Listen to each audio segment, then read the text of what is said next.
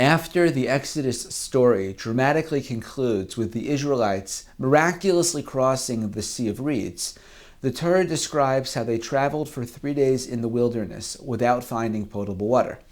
They begin to complain of thirst. Moses cries out to God, who commands him to throw a tree into the bitter waters, which sweetens them to the point where the people were finally able to drink. The rabbis of the Talmud understand the water in this story as an allegorical reference to Torah. The nation went 3 days without any engagement in Torah study, and this led them to a spiritual crisis. It was thus instituted at that time, explained the rabbis, that the Torah should be read in the synagogue each Shabbat, Monday, and Thursday, so that another 3 days should not go by without Torah study in the public square. This rabbinic understanding notwithstanding, clearly the simple meaning of the episode is that the Israelites found themselves without drinking water. And yet, our sages understood that there was something more happening, namely, that the people experienced a spiritual thirst. Perhaps for our sages, the point is that spiritual and physical needs very often overlap.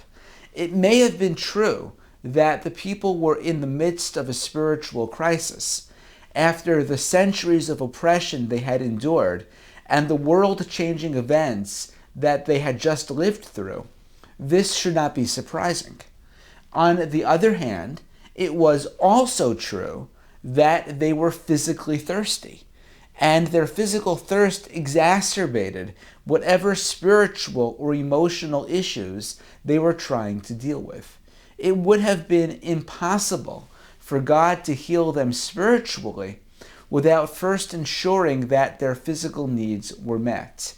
In his book, Poverty by America, Princeton professor Matthew Desmond makes this same point when discussing the claims of those who argue that poverty is the result of bad life decisions by individuals, or, in the aggregate, the result of a culture that plagues certain communities where poverty is endemic and persistent. This argument is used to limit spending on anti-poverty and social welfare programs.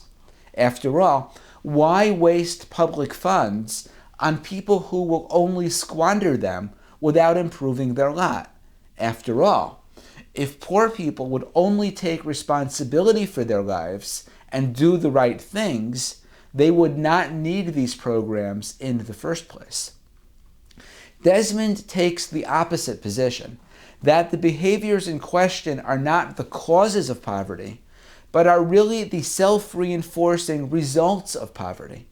So the best way to break the cycle, he concludes, is to fund a resilient, comprehensive social safety net to keep people from falling into poverty in the first place and quickly lift them out of it in the case of emergencies.